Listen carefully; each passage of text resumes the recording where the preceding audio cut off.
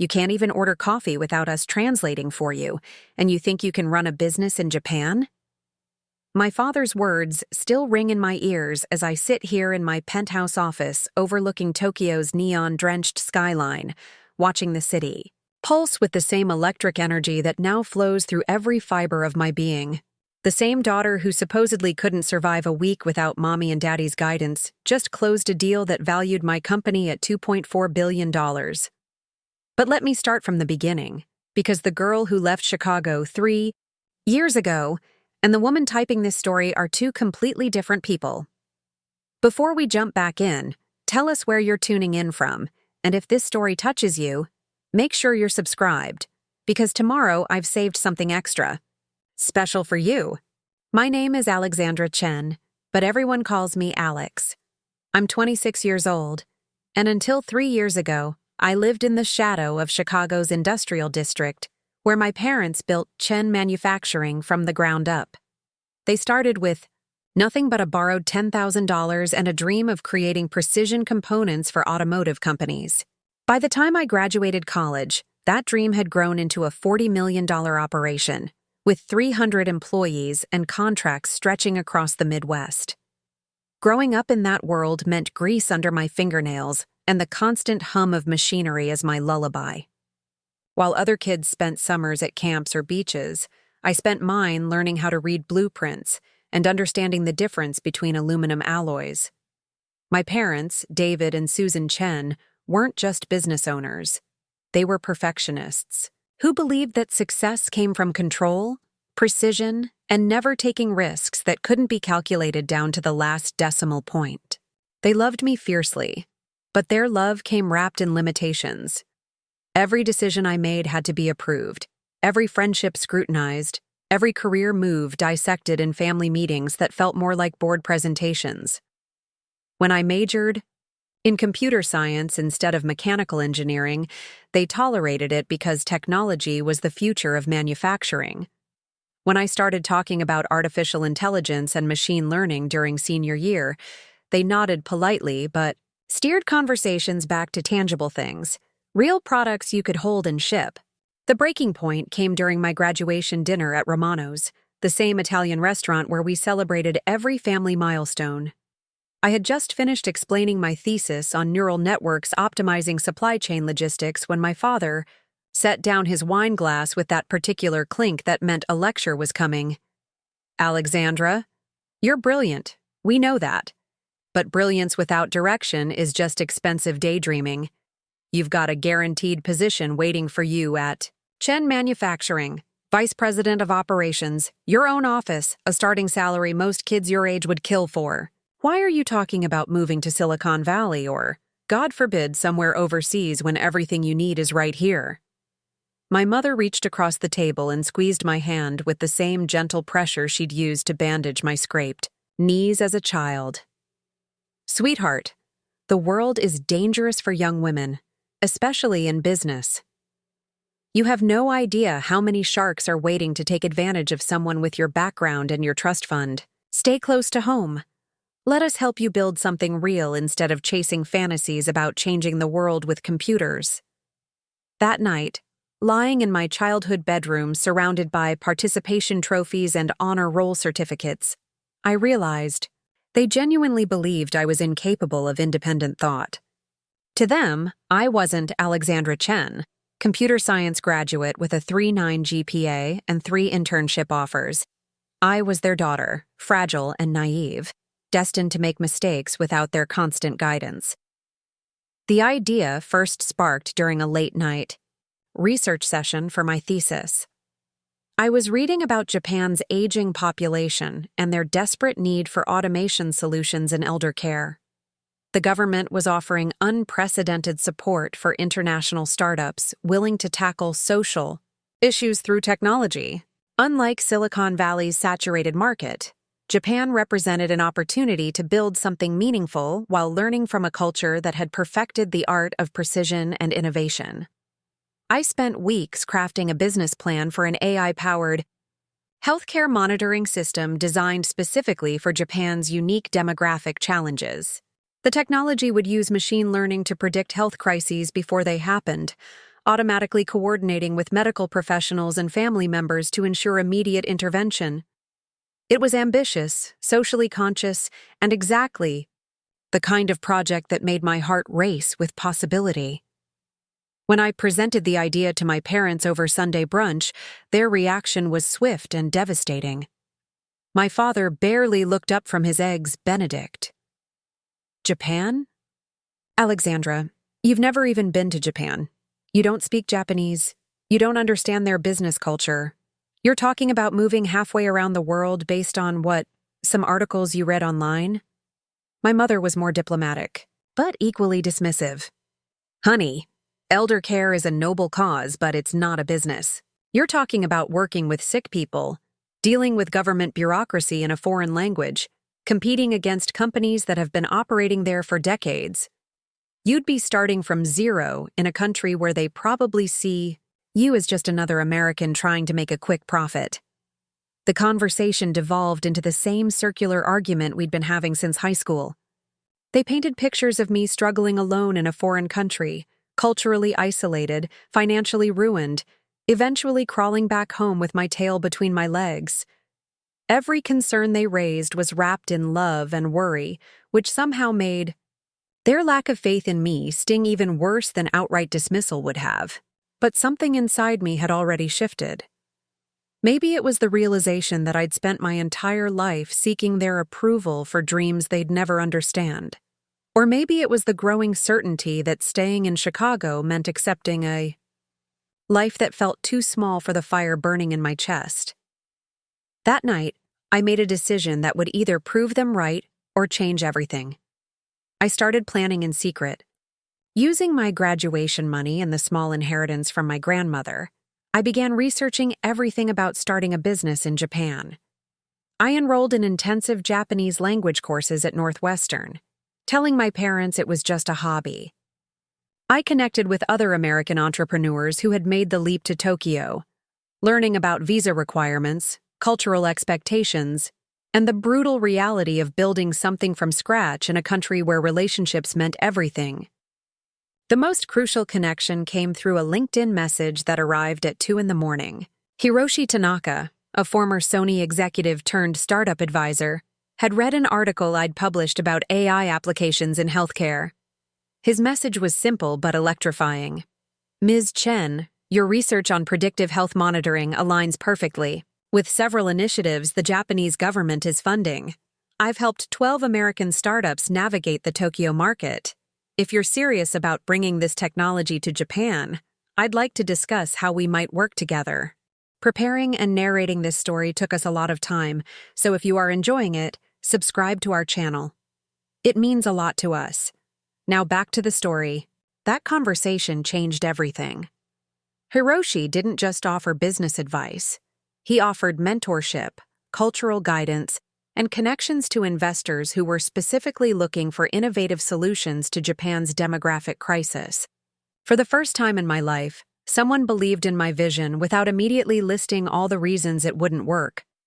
The final piece fell into place when I received acceptance into Tokyo's most prestigious startup accelerator program, Zentech. Innovations offered not just funding and office space, but comprehensive support for international entrepreneurs, including language training and cultural integration workshops. The program had a 92% success rate for companies that completed their 6-month intensive course. I had everything I needed except the courage to disappoint the 2 people who had sacrificed everything to give me opportunities they'd never had. The weight of their expectations felt heavier than my dreams, and for weeks I wavered between safe mediocrity and terrifying possibility. The decision made itself on a gray Tuesday morning in March.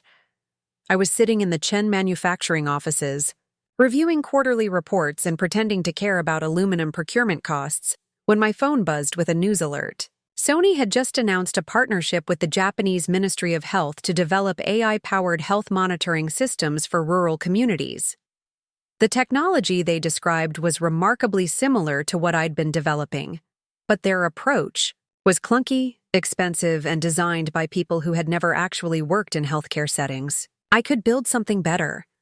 I knew I could build something better. And sitting in that sterile office, surrounded by the comfortable certainty of my parents' world. I realized that fear of failure was nothing compared to the fear of never trying. That evening, I called a family meeting. My parents assumed I was finally ready to accept the vice presidency they'd been offering. Instead, I laid out my plans for Tokyo, complete with business projections, startup accelerator acceptance, letters, and a timeline for my departure in 6 weeks. The silence that followed was louder than any argument we'd ever had. My father spoke first, his voice carefully controlled in the way that meant he was furious but trying not to show it. 6 weeks?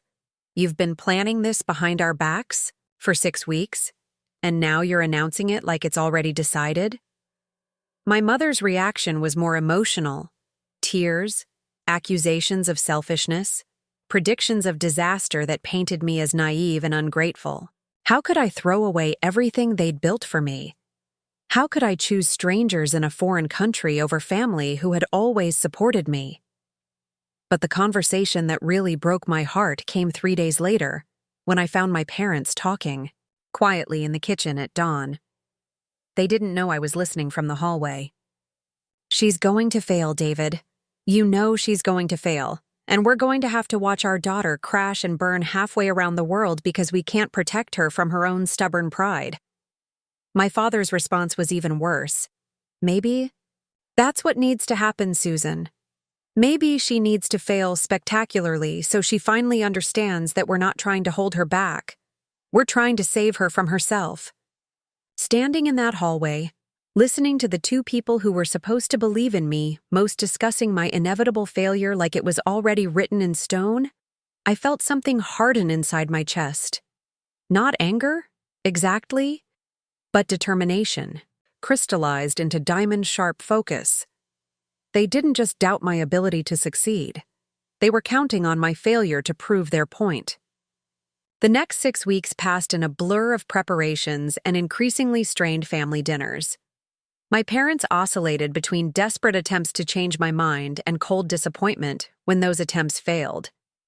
They enlisted my younger brother, Marcus, to talk sense into me, convinced my college friends to stage interventions, and even offered to double my starting salary if I'd stay and head up a new technology division at Chen Manufacturing. But with each passing day, my resolve only grew stronger. I wasn't just leaving to build a company anymore. I was leaving to prove that their daughter was capable of more than they'd ever imagined.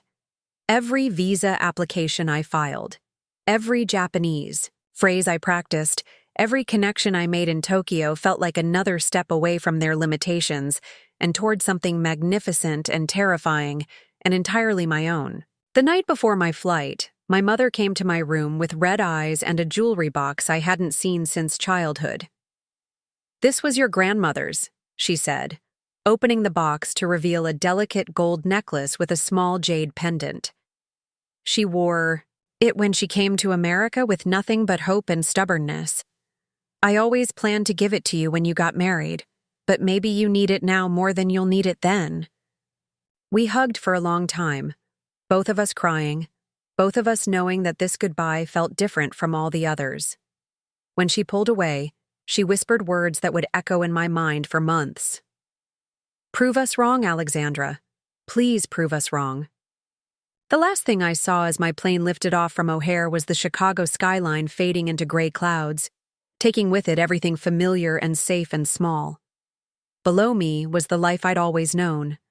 Ahead of me was Tokyo, glittering with possibility, and absolutely no guarantees, except the ones I'd make for myself. I opened my laptop and began typing notes for my first presentation to Japanese investors. My grandmother's jade pendant warm against my chest. My parents' doubts fuel for the fire burning in my stomach. In 14 hours, I would land in a country where I knew exactly one person, spoke the language like a kindergartner, and had enough money to survive for exactly 4 months. It was the most terrifying and exhilarating moment of my life. Tokyo hit me like a neon-wrapped freight train traveling at the speed of light. The moment I stepped off the plane at Narita, the humidity wrapped around me like a wet blanket, and the cascade of Japanese announcements over the PA system reminded me, just how far I was from everything I'd ever known. The train ride into the city was a blur of rice fields giving way to urban sprawl that seemed to stretch infinitely in every direction, punctuated by flashing signs I couldn't read and crowds of people who moved with a precision and purpose that made Chicago's rush hour look like a leisurely stroll. My first apartment was a shoebox in Shibuya that cost more per month than most people in Chicago paid for entire houses. 6 tatami mats, a bathroom so small I had to back out of it to close, the door, and a kitchen that consisted of 2 burners and a mini fridge that wheezed like an asthmatic cat. But when I opened my tiny window and saw the organized chaos of Tokyo's most famous intersection pulsing beneath me, with its giant screens casting rainbow light onto the faces of millions of dreamers and hustlers and believers, I knew I was exactly where I needed to be. The first month was a masterclass in humility. Despite my intensive language courses, ordering food became an exercise in creative gesturing and apologetic bowing. I would point at pictures on menus and hope for the best, often receiving dishes that bore no resemblance to what I thought I'd ordered.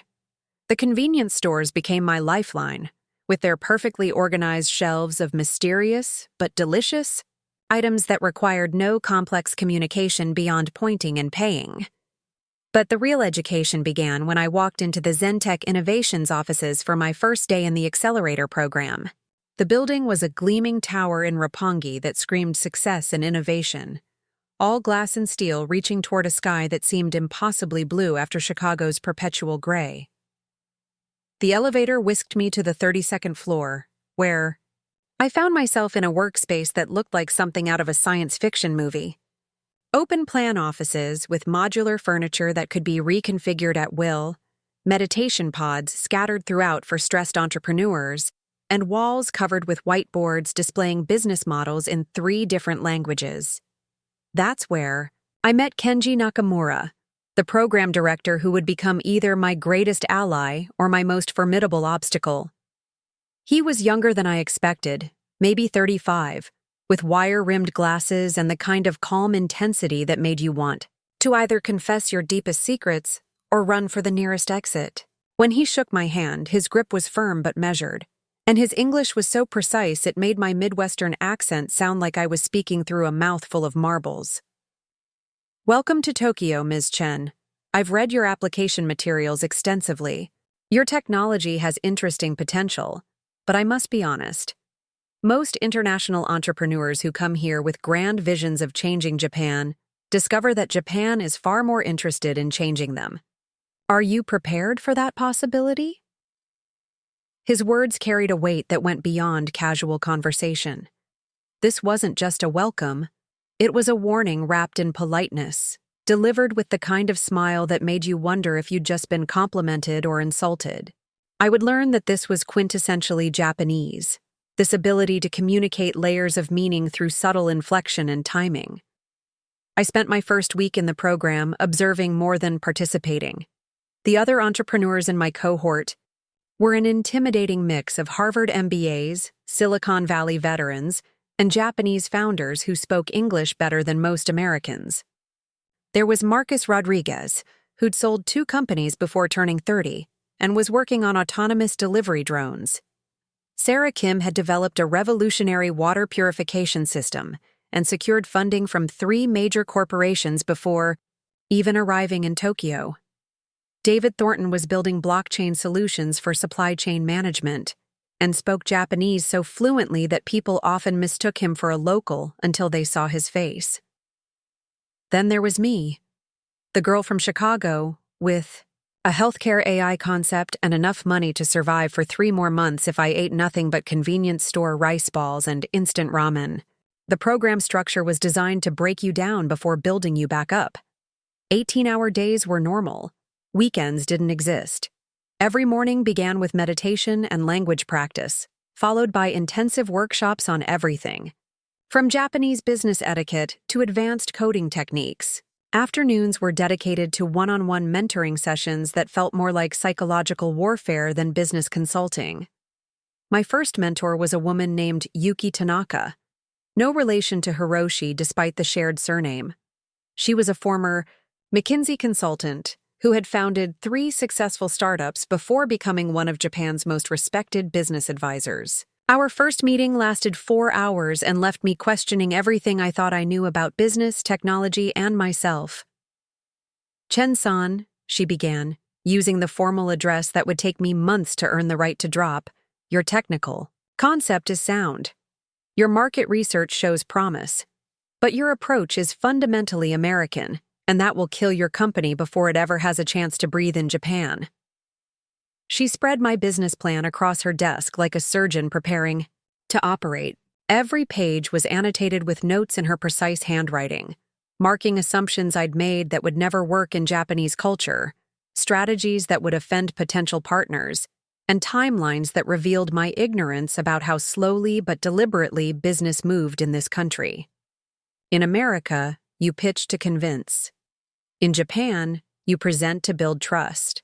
In America, you move fast and break things. In Japan, you move slowly and perfect things. Your AI system is impressive, but your understanding of how Japanese families make healthcare decisions is non-existent. You're trying to solve problems that Japanese people may not even recognize as problems. The criticism stung because it was accurate.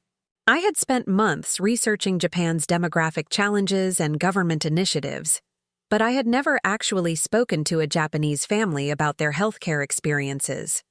I had assumed that universal problems required universal solutions, without considering that culture shapes not just how people solve problems, but how they perceive and prioritize those problems in the first place.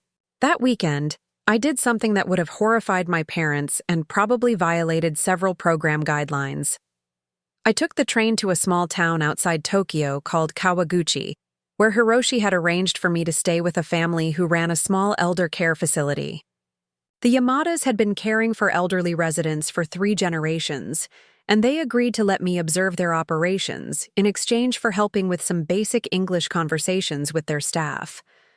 What I discovered in those 2 days changed everything about my approach to business in Japan.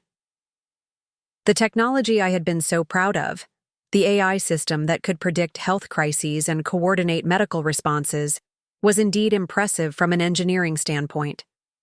But it was also deeply alienating to people who valued human connection and personal attention above algorithmic efficiency. Mrs. Yamada, the facility's director, was a woman in her 60s who could spot a health crisis from across a crowded room just by watching how someone held their shoulders.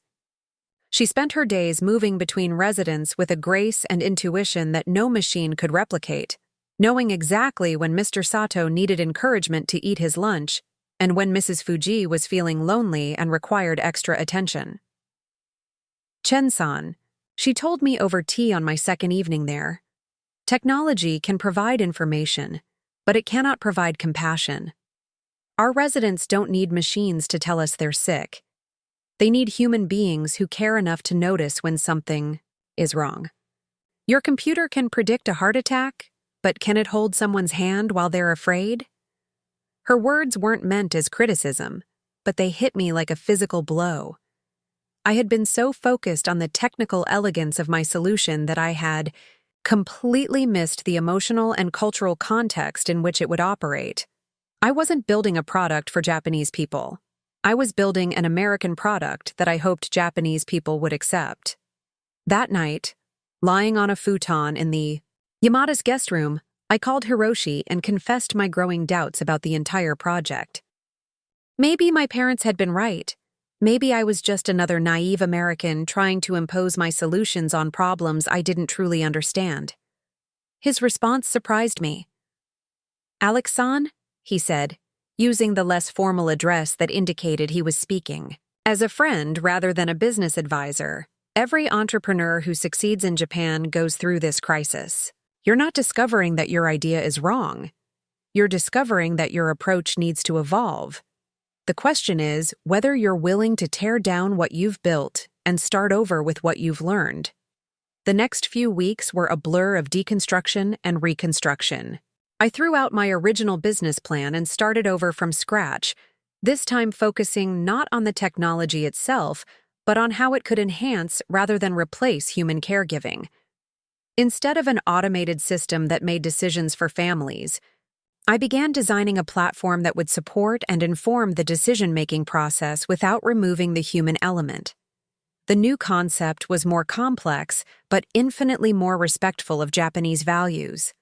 The AI would observe and learn from experienced caregivers like Mrs. Yamada, identifying patterns and insights that could be shared with other facilities while still preserving the personal touch that made their care so effective. Rather than replacing human intuition, the technology would amplify it, giving caregivers more information to make better decisions while maintaining the relationships that were central to quality care. But rebuilding my business model was only the beginning. The real challenges were just starting to surface, and they had names and faces and agendas that had nothing to do with my success. The first sign of organized opposition came during my third week in the program. I arrived at the office one morning to find that my access card wasn't working. When I finally got inside, I discovered that my workstation had been reassigned and my project files had been moved to a shared drive where anyone in the program could access them. Kenji explained it as a technical upgrade designed to foster collaboration, but the timing felt suspiciously coincidental. That same week, I was scheduled to present my revised business model to a panel of potential investors and industry experts. I had spent days preparing, practicing my presentation in Japanese until my pronunciation was nearly flawless, and creating visual aids that communicated complex technical concepts in culturally appropriate ways. The presentation was scheduled for Thursday afternoon in the main conference room, with 7 high-profile attendees who represented some of Japan's most influential healthcare and technology companies. On Wednesday evening, I received an email informing me that the presentation had been moved to Friday morning, and the location had been changed to a smaller room. When I arrived Friday morning, I found myself presenting to 3 junior associates and a venture capital intern who spent most of the session checking his phone. The 7 original attendees had been told the presentation was canceled due to scheduling conflicts. When I confronted Kenji about the change, he expressed genuine surprise and concern. "That's very strange, Chen-san. I wasn't informed of any schedule changes. Let me investigate this immediately." But his investigation yielded nothing but apologies and promises that such confusion wouldn't happen again. The same pattern repeated itself over the following weeks. Technical glitches that only seemed to affect my projects, miscommunications about meeting times and locations, resources that were suddenly unavailable when I needed them. Individually, each incident could be explained as bad luck or honest mistakes. Collectively, they formed a pattern of sabotage that was too consistent to be accidental. It took me 3 weeks to identify the source of my problems, and the discovery was more painful than I had expected. Marcus Rodriguez, the drone entrepreneur, who had been so friendly during our first weeks in the program, had been systematically undermining my progress while maintaining a facade of supportive collegiality. I discovered this during a late-night coding session when I accidentally accessed a Slack channel that I wasn't supposed to see. Marcus had created a private group with several other American entrepreneurs in the program, and their conversation. History revealed a level of hostility toward my project that shocked me. "She's in way over her head," Marcus had written. "Healthcare AI in Japan? She might as well try to sell snow to Eskimos. The sooner she figures out this isn't going to work, the sooner she can stop wasting everyone's time and resources." Another participant, David from the blockchain company, had been even more direct. "Someone should tell her that diversity quotas don't extend to international startup programs. Just because she's a woman and checked some boxes on an application doesn't mean she belongs here." The conversation thread was extensive, dating back to my first week in the program. They had been tracking my progress, sharing information about my setbacks, and actively working to ensure I continued struggling. Marcus had used his connections with program staff to orchestrate the meeting changes and technical problems that had been plaguing me. David had been spreading rumors about my competence to investors and mentors. But the most devastating discovery was a message from just 2 days earlier, where Marcus detailed his plan to approach the same healthcare companies I had been courting with his own AI proposal. He had essentially stolen my market research and networking efforts to develop a competing product that he could launch once I inevitably failed and left Japan. Reading those messages felt like being punched in the stomach by someone you had considered a friend. These weren't just competitors trying to win in a crowded market. These were people who had decided I didn't deserve to be there and were actively working to ensure my failure. They saw my presence as an affront to their own legitimacy, as if my success would somehow diminish their achievements. The rational response would have been to confront them directly or report their behavior to program administrators. But something inside me recognized this as a moment that would define everything that came after. I could react with outrage and accusations, or I could use their underestimation of me as a strategic advantage. That night, I made a decision that my parents would have called reckless and my mentors might have considered unethical. Instead of exposing Marcus and his allies, I decided to let them continue believing they were successfully sabotaging me while I built something they couldn't see or touch or steal. I began leading a double life within the accelerator program. During official hours, I played the role they expected, the struggling entrepreneur who was slowly realizing she was out of her depth. I asked basic questions I already knew the answers to. I expressed doubts about my project's viability. I even started showing up late to some meetings and turning in assignments that were deliberately mediocre. But every evening, after the official program ended and most participants headed home or to the bars in Roppongi, I stayed behind and worked on what would become my real company. I used the time between midnight and dawn to code, to research, to reach out to contacts that Marcus didn't know existed. The key breakthrough came through Mrs. Yamada, who had introduced me to a network of elder care professionals that existed completely outside the traditional business channels that the accelerator program focused on. These were people who had been caring for Japan's aging population for decades, who understood the real challenges and opportunities in ways that no amount of market research could reveal.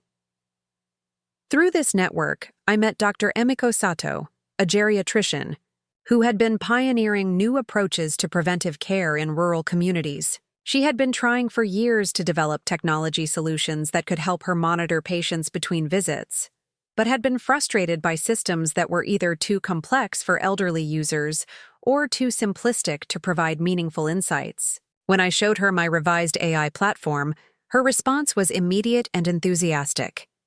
"Chen-san, this is exactly what we need. Not a machine that tries to replace human judgment, but a tool that can help us be better caregivers. When can we begin? Testing this with real patients?" That conversation led to my first pilot program, operating completely outside the accelerator's knowledge or oversight. Dr. Sato arranged for me to work with 5 families in her practice, implementing my AI system as a supplement to their existing care routines. The results exceeded every expectation I had dared to hold.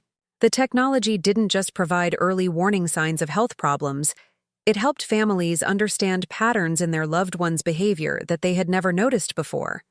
It gave caregivers confidence to trust their instincts when something seemed wrong, even if they couldn't articulate exactly what had changed. Most importantly, it strengthened the relationships between caregivers and patients by providing more meaningful information for their conversations.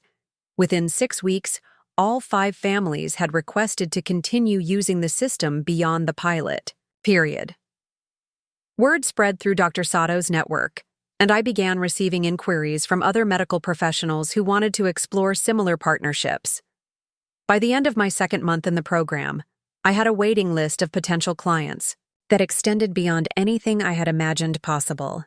But I kept all of this secret from Marcus and his allies, continuing to play the role of the overwhelmed American who was slowly accepting the impossibility of her dreams. I complained about cultural barriers and language difficulties. I expressed doubts about market viability and technical feasibility. I even asked Marcus for advice on potential exit strategies, feeding his ego while gathering intelligence about his own plans. The deception was exhausting, But it was also educational in ways I hadn't expected. Living this double life taught me skills that no business school could provide. I learned how to compartmentalize information, how to present different faces to different audiences, how to build trust and gather intelligence simultaneously. I was developing the instincts of a strategist and the patience of a chess master. Meanwhile, my secret operation was growing beyond what one person could manage alone. Dr. Sato introduced me to Maya Patel, a data scientist who had moved to Japan from Mumbai and was working freelance for various healthcare organizations. Maya was brilliant, ambitious, and completely disillusioned with the traditional startup scene that seemed designed to exclude anyone who didn't fit a very specific profile. When I explained my situation, her response was immediate. "I've been waiting for someone to build something real instead of just trying to get rich quick. When do we start?" Maya brought not just technical skills but cultural insights that proved invaluable. As another foreign woman trying to build something meaningful in Japan, she understood the challenges I was facing in ways that went beyond simple business competition. She had her own stories of being underestimated, dismissed, and sabotaged by people who saw her presence as a threat to their own legitimacy. Together, we began building what would eventually become HealthBridge AI, though we didn't call it that yet. We worked nights and weekends, using coffee shops and co-working, spaces that were far from the accelerator program's radar. We built relationships with healthcare providers, elder care facilities, and family caregivers who became not just clients, but partners in developing something that truly served their needs. The technology evolved rapidly through these real-world applications. Instead of the overly complex system I had originally envisioned, we created a platform that was elegant in its simplicity, but profound in its impact. Caregivers could input observations through voice notes in Japanese, and the AI would analyze patterns across multiple patients to provide insights that helped prevent crises before they occurred. But perhaps more importantly, we were building a business model that was sustainable and scalable in ways that respected Japanese values and business practices. Instead of the typical Silicon Valley approach of rapid growth and market domination, we focused on deep relationships and gradual expansion based on proven results and satisfied clients. By the end of my third month in Tokyo, I was living two completely different realities. In the accelerator program, I was the struggling entrepreneur who was slowly coming to terms with the inevitable failure of her ambitious but naive dreams. In the real world, I was the founder of a growing healthcare technology company that was solving genuine problems for people who had been ignored by the broader tech industry. The cognitive dissonance was becoming harder to maintain, especially as Maya and I began discussing the need to formalize our business structure and seek proper funding for the expansion that our success was demanding. We had reached the point where our secret operation was bumping up against the limitations of operating in stealth mode. But I wasn't ready to reveal what we had built. Not yet. Because I had learned enough about Marcus and his allies to know that they would try to destroy or steal what we had created if they discovered it too early.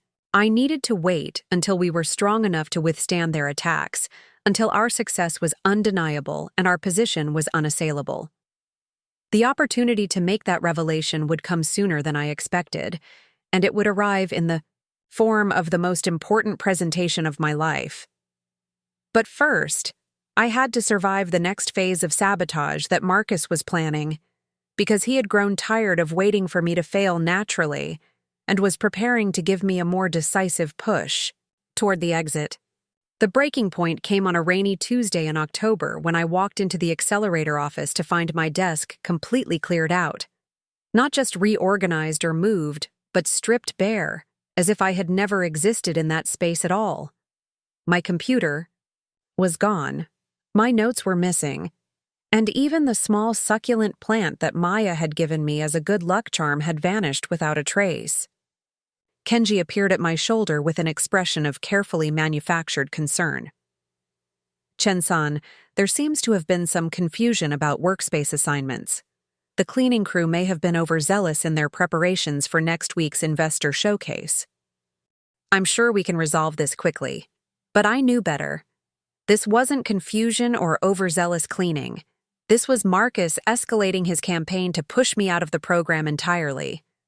The investor showcase he mentioned was the accelerator's most important event, where participants presented their companies to a carefully curated audience of venture capitalists, corporate executives, and government officials.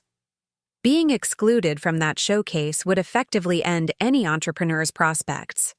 In Japan's startup ecosystem, I spent the morning reconstructing my workspace and recovering what files I could from backup systems, all while maintaining the facade of frustrated confusion that had become my default persona during program hours.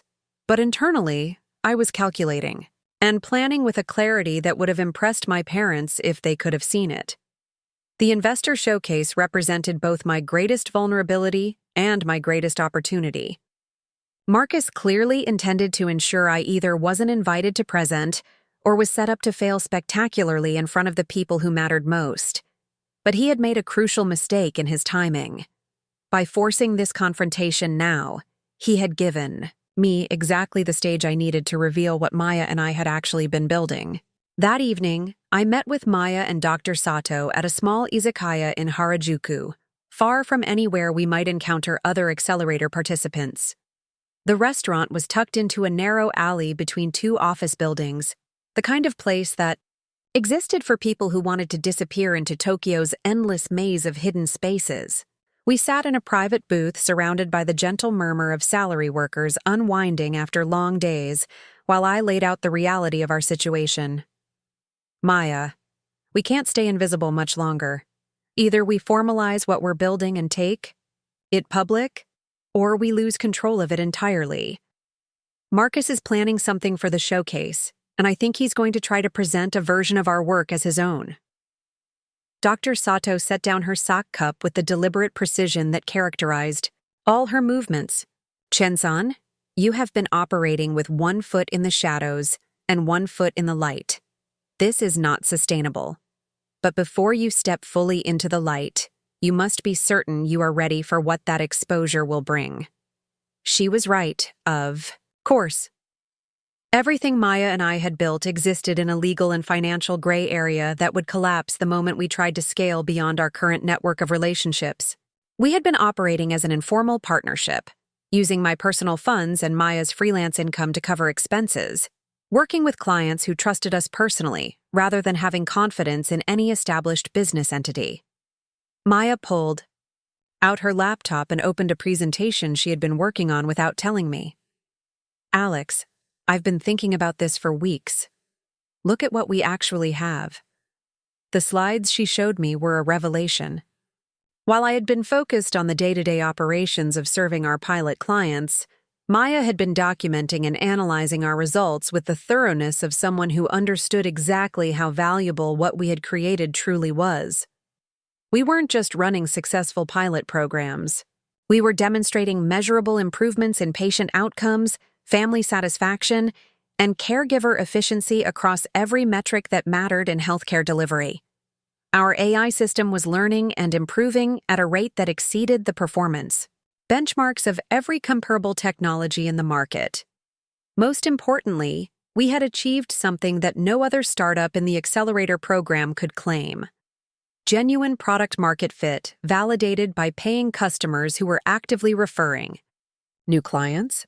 The financial projections Maya had calculated were staggering.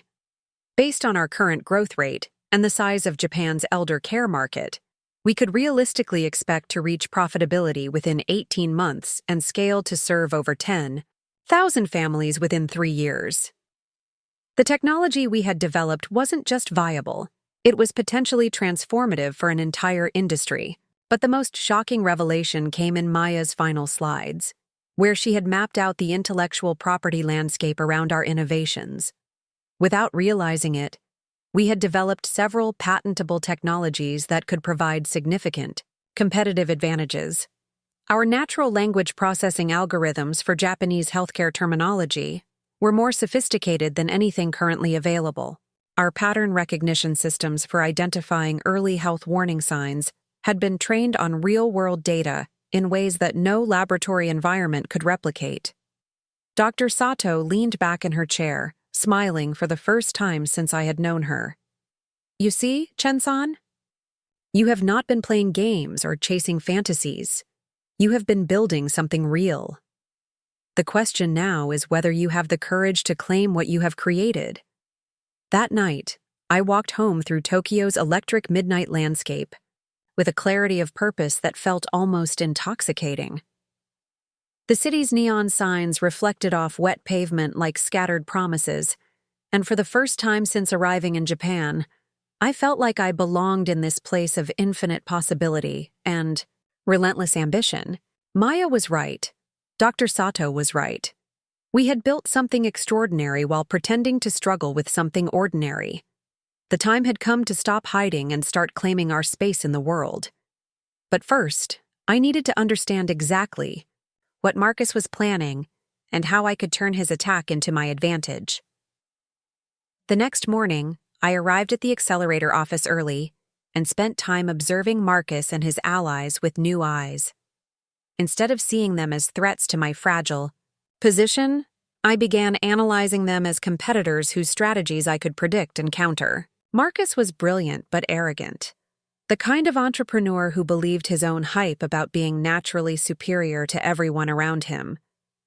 David was technically skilled but lazy, preferring to steal and modify other people's work rather than creating original solutions. Both of them had succeeded in previous ventures by outmaneuvering people they considered weaker or less sophisticated. But they had never faced someone who had been deliberately appearing weak while growing stronger. In the shadows, they had no idea what Maya and I had actually accomplished, which meant they couldn't prepare for what we were about to reveal. I spent the week gathering intelligence about their plans through careful conversation and strategic eavesdropping. Marcus had indeed been developing his own healthcare AI proposal, but it was based on assumptions about Japanese market needs that were completely disconnected from reality.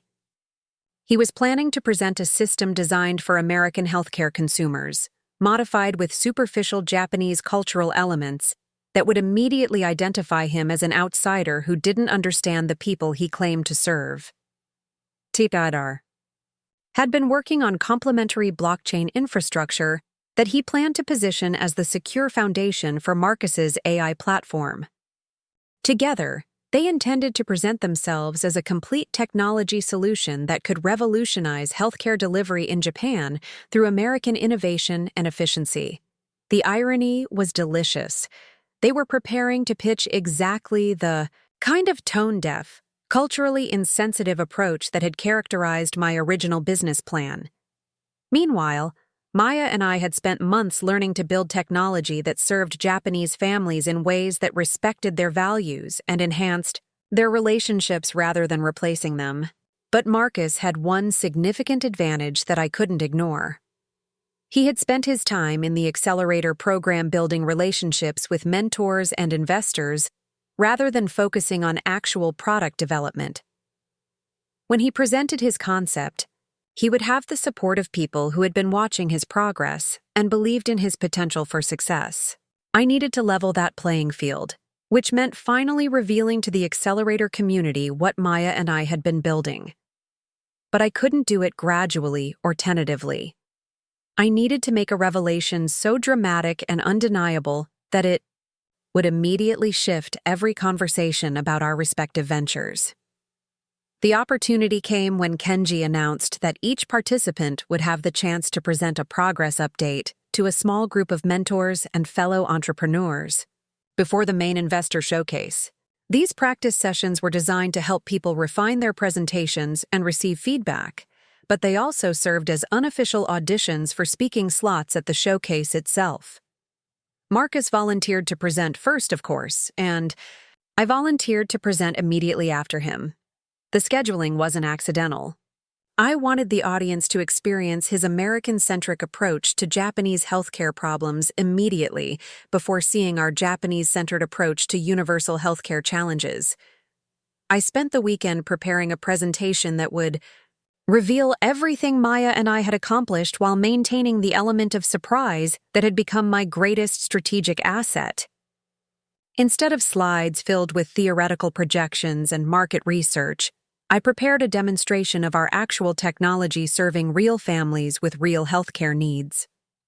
Dr. Sato arranged for 3 of our pilot families to participate in live video calls during my presentation, showing how they used our AI system in their daily caregiving routines. Maya prepared interactive demonstrations of our natural language processing capabilities, allowing audience members to ask questions in Japanese and watch our system provide relevant healthcare insights in real time.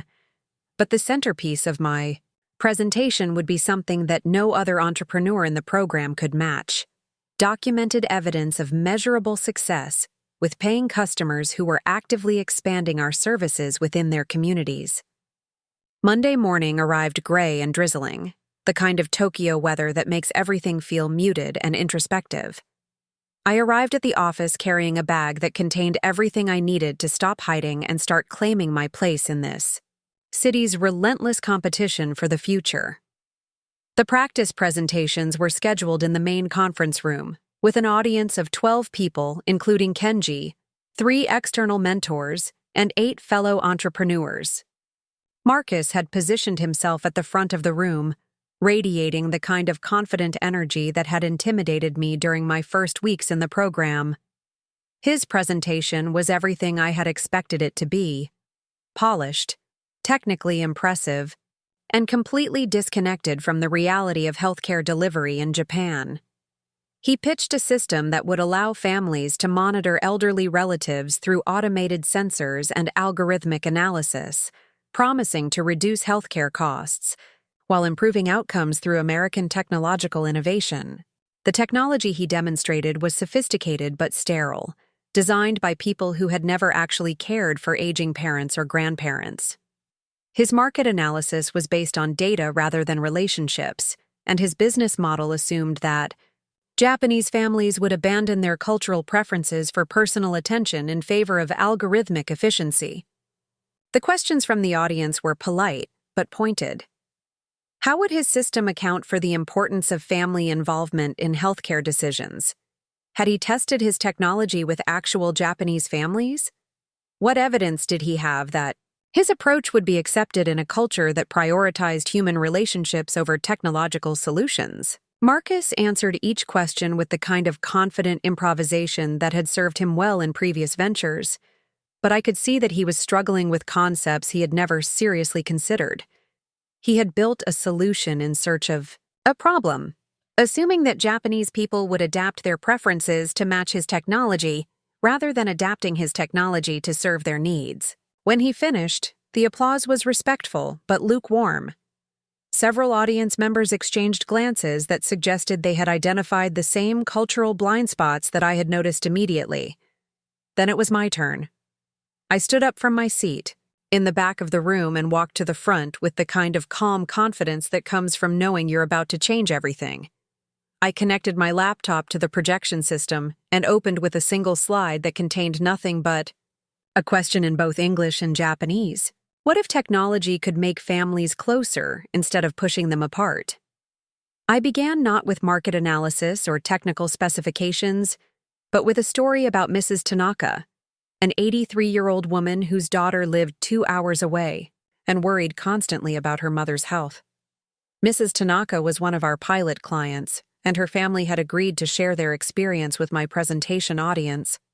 Instead of describing our technology in abstract terms, I showed a video of Mrs. Tanaka's daughter explaining how our AI system had helped her understand her mother's daily patterns and identify subtle changes that indicated developing health issues. The daughter spoke in Japanese with English subtitles, describing how the technology had given her confidence to trust her instincts about her mother's well-being, while providing concrete information she could share with medical professionals. Then I brought Mrs. Tanaka herself onto the screen through a live video call. She sat in her small Tokyo apartment, smiling and speaking directly to the audience about how the AI system had become a helpful companion that enhanced her relationship with her daughter rather than replacing human contact with digital monitoring. Maya joined me at the front of the room to demonstrate the technical capabilities that made these human stories possible. She showed how our natural language processing system could understand colloquial Japanese expressions for describing physical, discomfort, emotional states, and behavioral changes. She demonstrated how our pattern recognition algorithms learned from individual users while protecting their privacy and maintaining their autonomy. But the moment that shifted the entire room's energy came when I revealed our business results. Maya displayed a slide showing our current client base, 47 families across 3 prefectures, with a waiting list of over 200 additional families who had requested access to our services. Our revenue growth chart showed consistent, month-over-month increases, with client retention rates approaching 95%. The silence in the room was electric.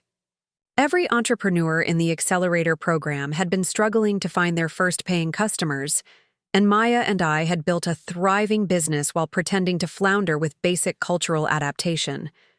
Kenji was the first to speak, and his voice carried a tone I had never heard from him before. Chen-san, how long have you been operating this business outside the accelerator program? I met his gaze directly, dropping the apologetic demeanor that had characterized all my previous interactions with him. Nakamura-san, we began our pilot program 7 weeks ago. We incorporated HealthBridge AI as a Japanese business entity 3 weeks ago. We submitted our first patent applications last week. Everything you see here was built while participating fully in the accelerator program, using the skills and connections we developed through your curriculum and mentorship. The room erupted in questions, voices overlapping as entrepreneurs and mentors tried to understand how I had accomplished what everyone had assumed was impossible. Marcus was staring at me with an expression that combined shock, admiration, and something that looked dangerously close to rage. But Dr. Sato's voice cut through the chaos with quiet authority. She had been invited to observe the presentations as an external expert, and her presence added credibility that no amount of business metrics could provide.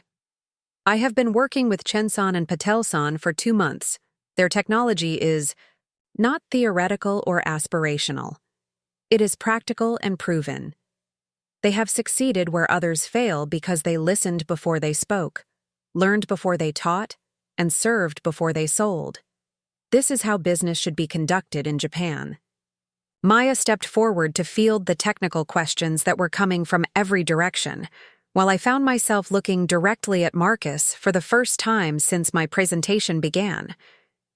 The arrogant confidence that had defined his presence in the program had been replaced by something much more calculating and dangerous.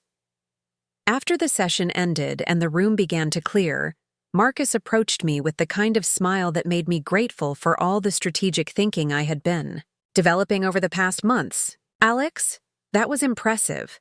Really impressive. I had no idea you were working on something so advanced. We should talk about potential collaboration opportunities.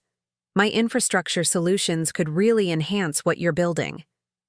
I smiled, back with exactly the same level of artificial warmth. Marcus, I appreciate the offer, but Maya and I have already developed all the infrastructure partnerships we need. But thank you for the inspiration. Watching your presentation helped me understand exactly how not to approach Japanese markets. His smile faltered just enough to let me know that my message had been received. The game between us had fundamentally changed, and we both knew it. I was no longer the struggling entrepreneur he could manipulate and undermine. I was a competitor who had been playing several moves ahead while he focused on tactics that were already obsolete.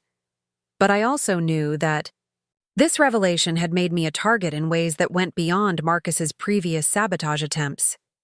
By showing my success, I had challenged not just his individual ambitions, but the entire narrative that had allowed him and others like him to dismiss women and foreigners as inferior competitors. The real war was just beginning, and the investor showcase would be the battlefield where everything I had built would either be validated or destroyed. I had 1 week to prepare for the most important presentation of my life, and I knew that Marcus would spend that week preparing his own counterattack. Walking home that evening through Shibuya's neon maze, I felt the weight of what I had just committed to. There was no more hiding, No more pretending to be less than I was. I had revealed my hand, and now I had to be strong enough to play it all the way to the end. Maya met me at my apartment with takeout sushi and a bottle of sake that Dr. Sato had given us to celebrate our emergence from the shadows. We sat on my tiny balcony overlooking the organized chaos of Tokyo's streets, planning our next moves while the city pulsed with electric life around us. Tomorrow, we would begin preparing for the showcase that would determine whether HealthBridge AI became a footnote in the accelerator program's history or the foundation of something that could change how families cared for each other across an entire culture. But tonight, for the first time since arriving in Japan, I allowed myself to feel proud of what we had accomplished and excited about what we were about to become. The week leading up to the investor showcase felt like living inside a pressure cooker that someone kept turning up degree by degree. Every morning brought new challenges that tested not just my business acumen, but my ability to maintain composure, while everything I had built was being scrutinized, questioned, and quietly undermined by people who still couldn't believe that the American girl they had written off was suddenly their most formidable competition. Marcus had wasted no time in launching his counteroffensive. Within 24 hours of my practice presentation, I began hearing whispers throughout the accelerator program about concerns regarding my transparency and adherence to program guidelines. Suddenly, other entrepreneurs were asking pointed questions about how I had managed to build a functioning business while supposedly struggling with basic cultural adaptation.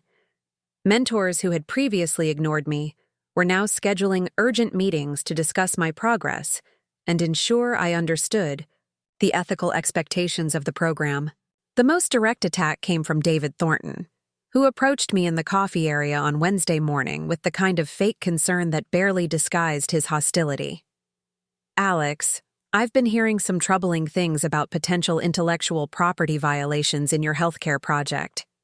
Several people are wondering whether you might have inappropriately accessed research or data that belonged to other program participants. I had expected this line of attack. Marcus was too smart to accuse me directly of wrongdoing, but he could orchestrate a whisper campaign that would raise questions about the legitimacy of my success. The beauty of the strategy was that it didn't require proof, only the suggestion that my achievements were somehow tainted or unethical. I met David's gaze with the calm directness that had become my default response to intimidation attempts. "David, I'd be happy to have any independent expert review our work for originality and compliance with all applicable regulations. In fact, I welcome that level of scrutiny. It will only confirm what people will see at the showcase, which is that Maya and I built something genuinely innovative, while others were still figuring out what problems they wanted to solve. But the real pressure wasn't coming from Marcus and his allies. It was coming from the weight of expectations that my practice presentation had created. Kenji had been fielding calls all week from investors and corporate executives who wanted to attend the showcase specifically to see my presentation. The Japanese business community was small and tightly connected, and word had spread quickly about an American entrepreneur who had somehow achieved genuine success in the notoriously difficult healthcare market. Maya and I spent countless hours refining our presentation, knowing that we would have exactly 20 minutes to prove that HealthBridge AI deserved to be taken seriously by some of the most sophisticated business minds in Japan. Every slide had to be perfect, every demonstration had to work flawlessly, and every word had to convey both confidence and cultural sensitivity. But the most important preparation happened away from the office, in the small clinic where Dr. Sato had agreed to host a live demonstration of our technology in action. She had arranged for 3 families to participate in what would essentially be a real-time showcase of how our AI system enhanced the caregiving process rather than replacing human judgment. The families who volunteered for this demonstration represented everything that made our approach different from traditional healthcare technology. The Nakamuras were a 3-generation household where the grandmother lived with her son's family and required daily monitoring for diabetes and early-stage dementia. The Suzukis were a busy couple, caring for both sets of aging parents while managing their own careers and raising 2 young children. The Yamadas were the elder care facility operators who had become some of our most vocal advocates. Each family had been using our AI system for different lengths of time, and their experiences demonstrated the adaptability and cultural sensitivity that had made our technology successful where others had failed. Mrs.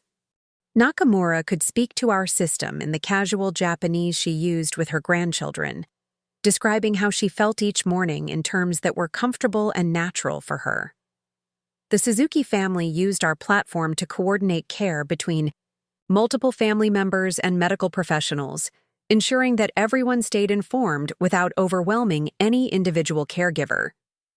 The Yamadas had integrated our technology into their facilities' operations in ways that enhanced their staff's ability to provide personalized attention to each resident. The night before the showcase, I sat in my apartment reviewing our presentation one final time, while Tokyo's skyline glittered outside my window like a circuit board made of dreams and ambition. Maya had gone home hours earlier, confident that we had prepared everything we could possibly prepare. But I couldn't shake the feeling that Marcus still had one more card to play, something that would catch me off guard when I was most vulnerable. That premonition proved accurate when I arrived at the showcase venue on Friday morning to find that the schedule had been changed again. Instead of presenting in the afternoon as originally planned, I had been moved to the final slot of the day, after 6 other presentations and a networking break that would likely leave the audience tired and less engaged.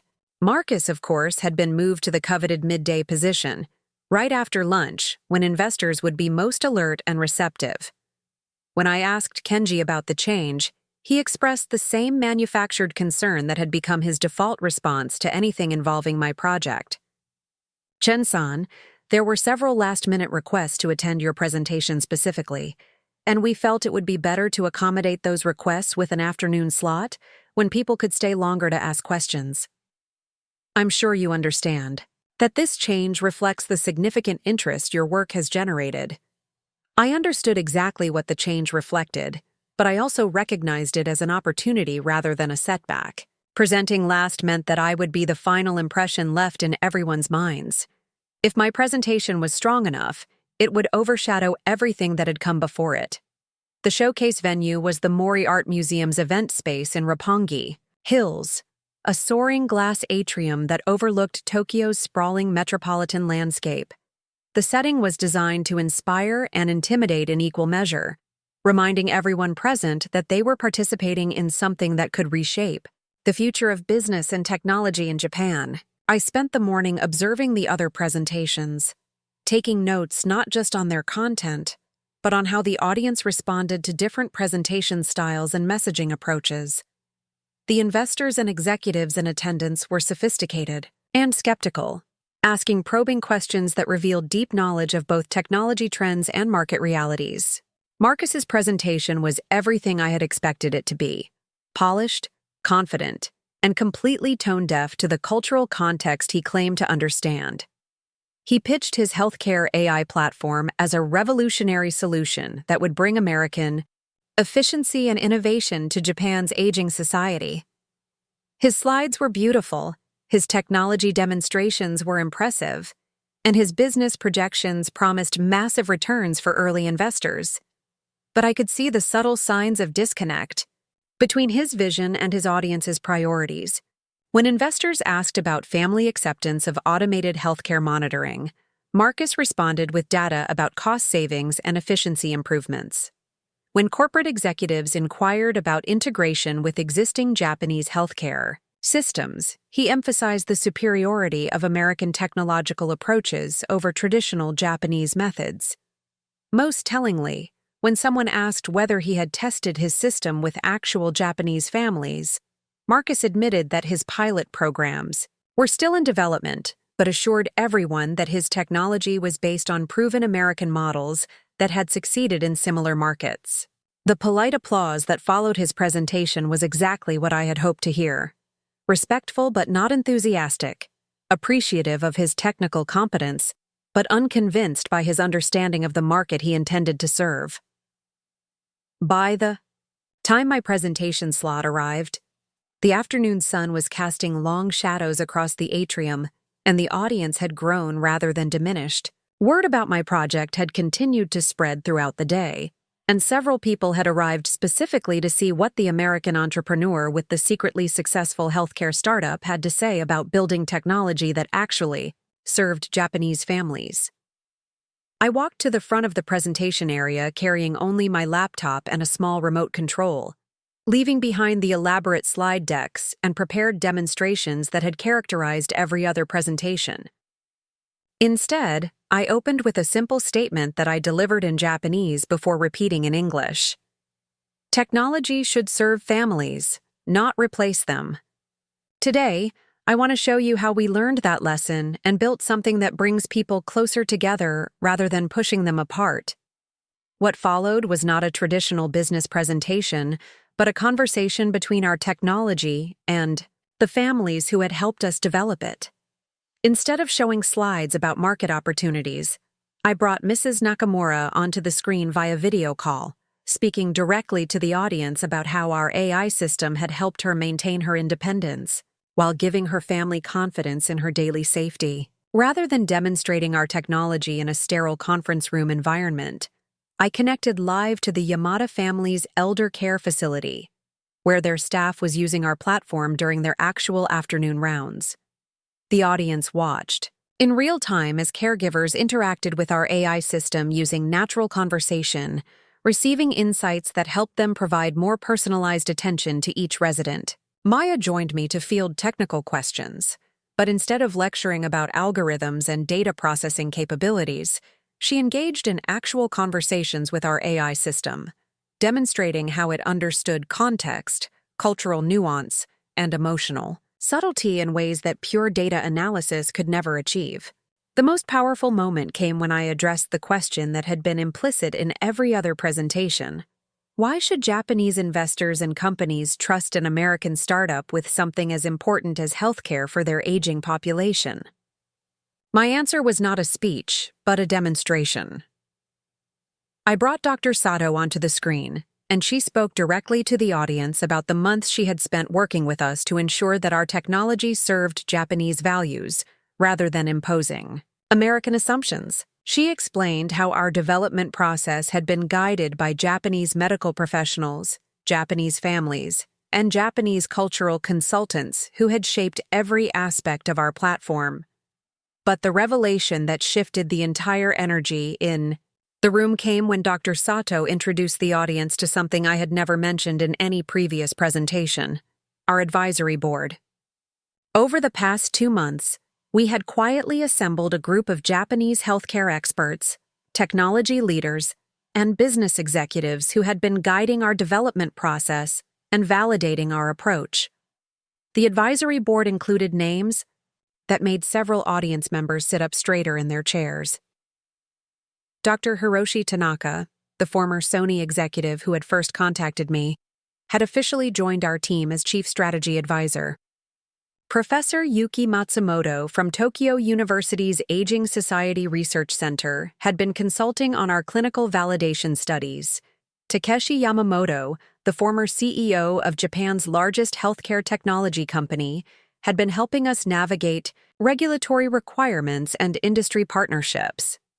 These were not American entrepreneurs trying to impose foreign solutions on Japanese problems.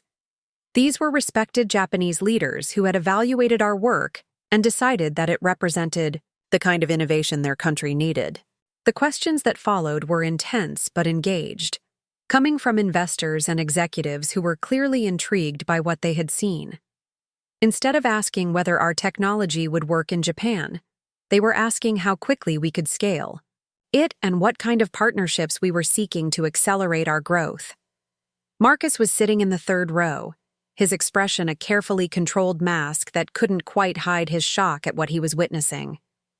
Everything he had assumed about my project, my capabilities, and my understanding of Japanese business culture was being systematically demolished in front of the people whose opinions mattered most.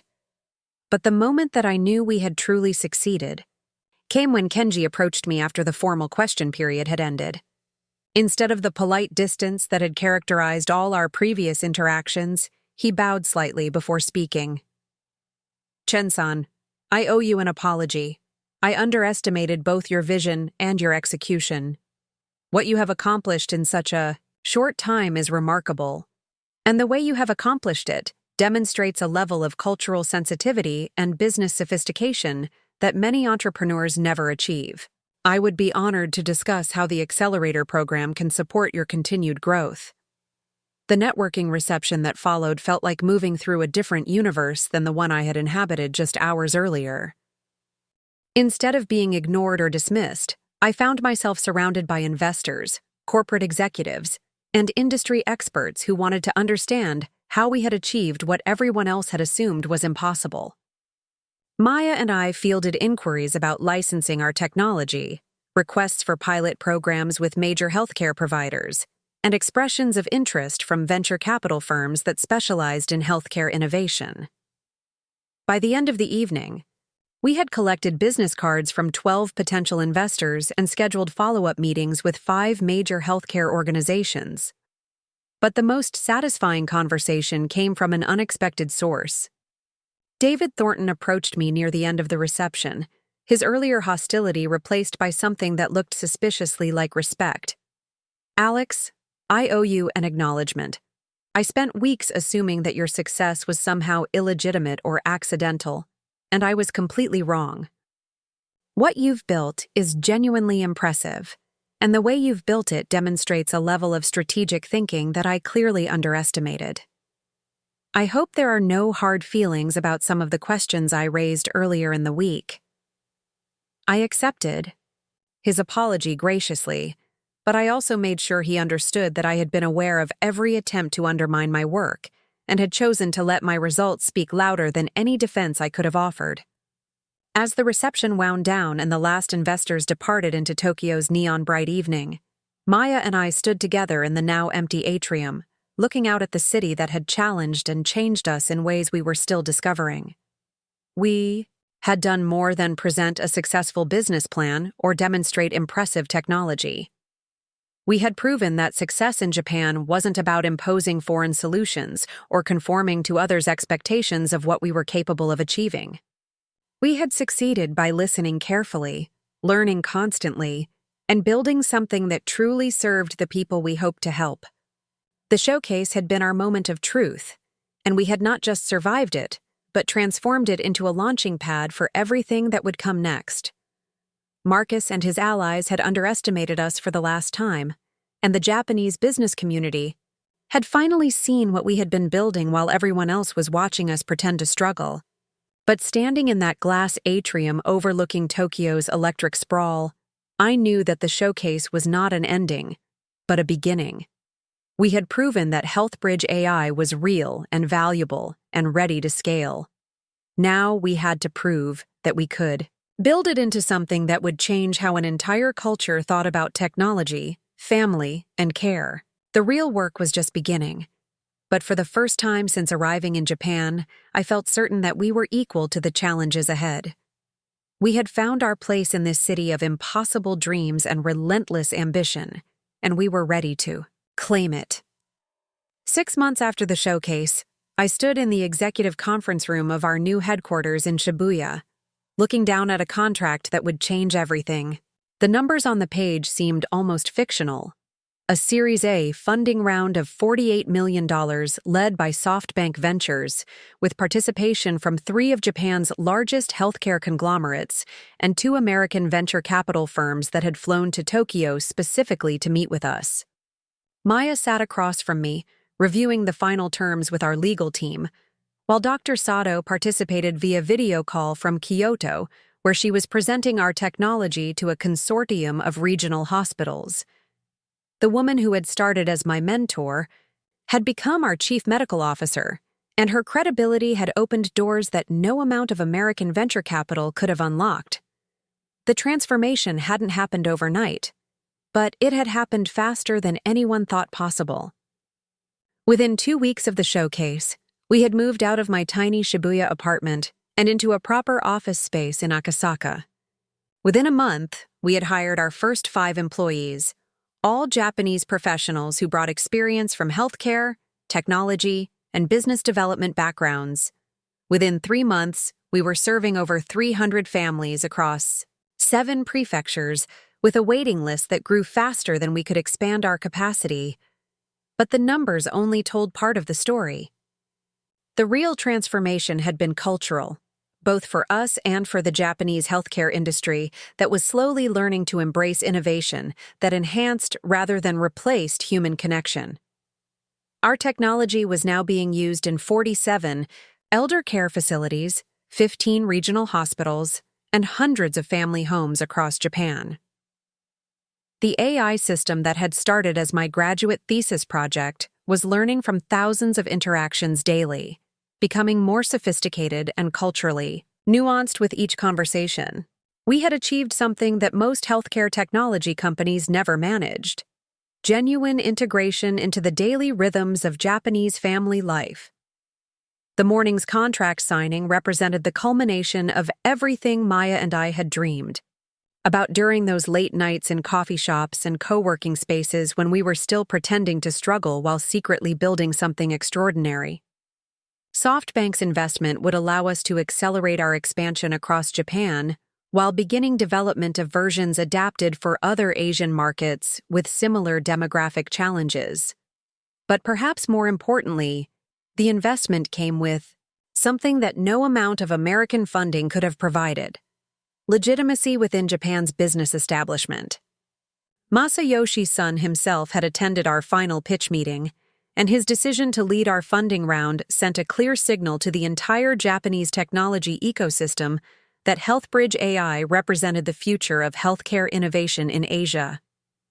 The contrast with Marcus's trajectory couldn't have been more stark. His healthcare AI venture had struggled to gain traction after the showcase, partly because investors had seen a superior alternative in our technology, but mostly because his approach fundamentally misunderstood what Japanese families wanted from healthcare technology. He had eventually pivoted to a different market, launching a delivery drone service that was technically competent, but culturally tone-deaf in a country where human service relationships were deeply valued. 3 months ago, Marcus had reached out to schedule a coffee meeting, ostensibly to discuss potential collaboration opportunities, but really to understand how Maya and I had achieved what he was still struggling to accomplish.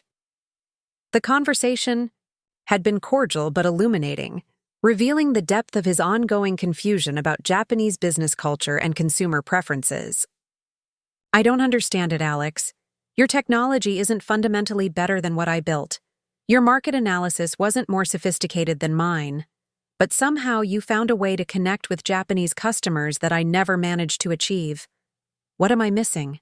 The question had genuinely puzzled him, because he was still thinking in terms of technical superiority and market positioning rather than cultural integration and relationship building. He couldn't understand that our success hadn't come from building better technology, but from building technology that served Japanese values while respecting Japanese relationships. David Thornton had made a more graceful exit from the accelerator program, acknowledging that his blockchain infrastructure solutions were better suited to different markets and different problems. He had actually become an unexpected advocate for our approach, recommending us to contacts in Singapore and Hong Kong who were interested in adapting our model for their own aging populations. But the most meaningful validation had come from an unexpected source: my parents. The phone call that changed our relationship forever had come on a Tuesday evening in March, when my father had called with news that surprised me more than any investor meeting or business milestone. "Alexandra, your mother and I have been following your progress through the articles in the business press, and we wanted you to know that we're incredibly proud of what you've accomplished. We were wrong to doubt your vision, and we were wrong to try to keep you close to home out of fear for your safety. You've built something remarkable, and you've done it in a way that brings honor to our family name." The conversation that followed had lasted 3 hours, with my parents asking detailed questions about our technology, our business model, and our plans for expansion. They had done their own research on Japan's healthcare challenges and had begun to understand the significance of what Maya and I had achieved. For the first time in my adult life, They were asking for my advice rather than offering their own. The relationship repair had continued through monthly video calls, where I shared updates about our progress, while they told me about changes they were making to Chen Manufacturing, based on lessons they had learned from watching my approach to international business development. They had even begun exploring opportunities to expand their own operations into Asian markets, using cultural sensitivity strategies they had observed in my work. But the most profound transformation had been personal. Living and working in Tokyo had changed me in ways that went beyond business success or professional recognition. I had learned to navigate complexity and ambiguity with patience and strategic thinking. I had developed the ability to build trust across cultural divides and communicate vision through action rather than words. Most importantly, I had discovered confidence that came not from external validation, but from the knowledge that I could adapt and succeed in any environment that challenged me. Maya had experienced her own transformation, evolving from a brilliant freelance data scientist into a technology leader whose insights were sought by healthcare organizations across Asia. She had been invited to speak at conferences in Singapore, Seoul, and Bangkok about the intersection of artificial intelligence and culturally sensitive healthcare delivery. Her expertise had become so respected that 3 universities had offered her adjunct teaching positions, and 2 major technology companies had tried to recruit her away from HealthBridge AI. Dr. Sato had become something more than a mentor or business partner. She had become the wise guide who helped us understand not just how to build a successful company, but how to build a company that made a meaningful contribution to society. Her influence had shaped every major decision we had made, from our hiring practices to our expansion strategy to our approach to research and development. Under her guidance, we had established the HealthBridge Research Foundation, a nonprofit organization dedicated to developing healthcare technologies that strengthened family relationships rather than replacing them. The foundation was already funding research projects at 5 Japanese universities and had attracted attention from government agencies interested in supporting innovation that addressed social challenges rather than just market opportunities. The morning's contract signing ceremony included representatives from all our major stakeholders, creating a scene that felt both formal and familial. Kenji had flown in from the accelerator program to witness the moment when one of his most surprising success stories achieved the kind of validation that program organizers dream about. Hiroshi Tanaka was there in his capacity as our chief strategy advisor, along with the other members of our advisory board who had guided us through the complexities of scaling a technology business in Japan.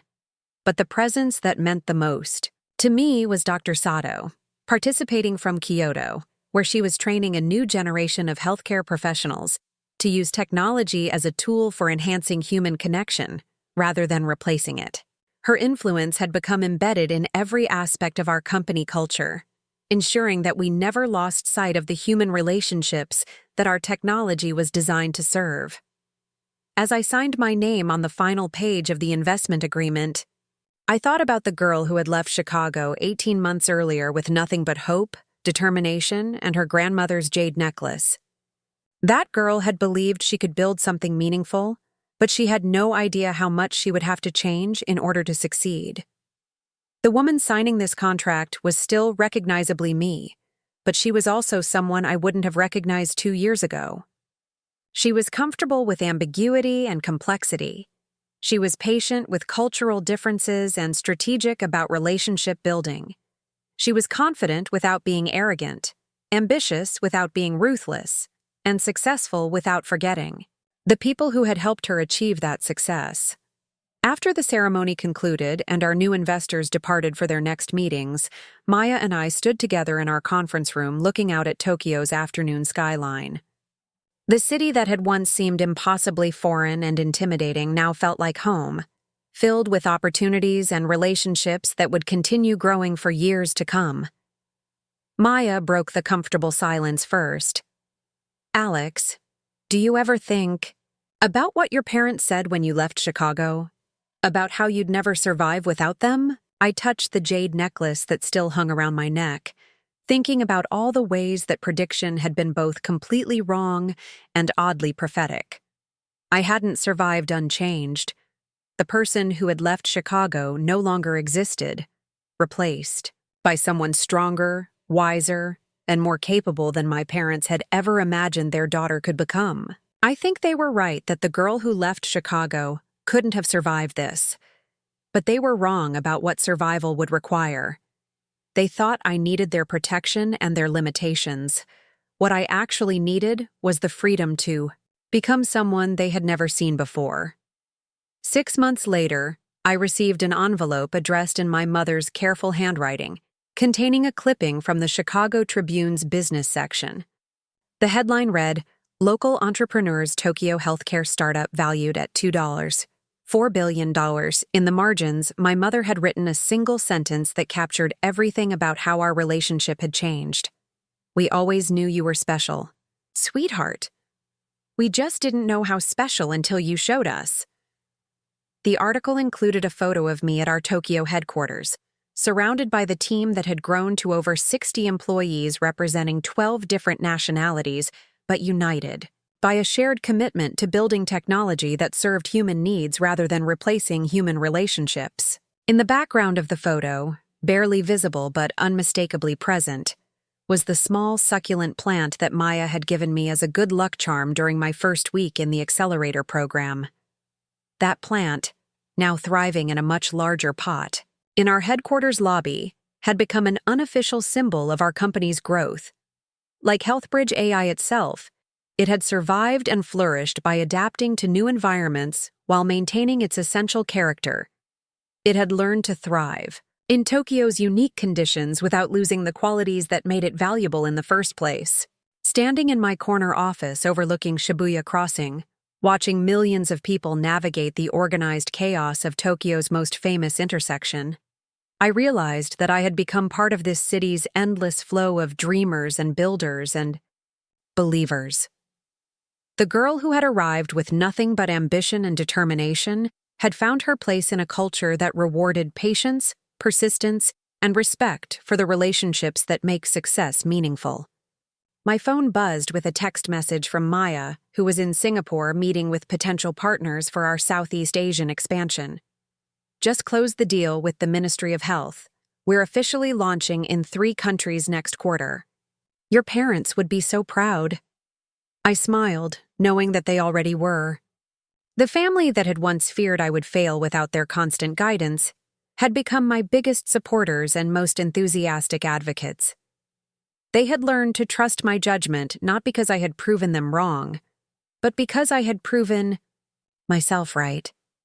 The jade necklace caught the afternoon light coming through my office windows, casting tiny rainbows across the contract documents that would fund our expansion across Asia and beyond. My grandmother's jewelry had traveled from rural China to industrial Chicago to high-tech Tokyo, carrying with it the dreams and determination of 3 generations of women who had refused to accept limitations on what they could achieve. I was no longer the daughter who needed her parents' permission to chase her dreams. I was no longer the foreigner struggling to understand Japanese business culture. I was no longer the entrepreneur pretending to be less capable than she actually was. I was Alexandra Chen, CEO and founder of HealthBridge AI, builder of technology that brought families closer together, and living proof that success comes not from avoiding challenges, but from embracing them completely. Up next, you've got 2 more standout stories right on your screen. If this one hit the mark, you won't want to pass these up. Just click and check them out.